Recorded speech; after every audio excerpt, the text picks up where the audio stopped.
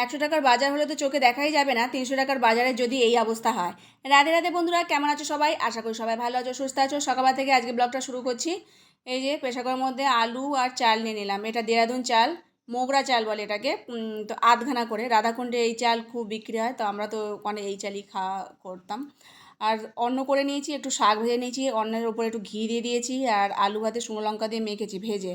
এটাই সকালবেলা আজকে ব্রেকফাস্ট মানে এটা দ্বাদশীর দিনের ভিডিও।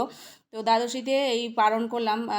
জয়িতা স্কুল যাবে, ও খাওয়া দাওয়া হয়ে গেছে, একটু টিফিনে নিয়ে নিয়েছে, গোগো কলেজে যাবে, কিন্তু আজকে খুব বৃষ্টি হচ্ছে, এখন গাড়ি আসেনি, তো দাঁড়িয়ে আছে। চলে গেছে ও। আমিও আবার জামা কাপড় গিয়েছিলাম রবিবার, তো মন্দিরে গিয়েছিলাম, সেই সব জামা কাপড়গুলো কাচা হয়েছে আর তোলা হয়নি, পাট করে এখন তুলে নিচ্ছি। তো এখন বাজে 7:45 মতো। এখন রান্নাতেও যাব, আমার জব করা হয়ে গেছে।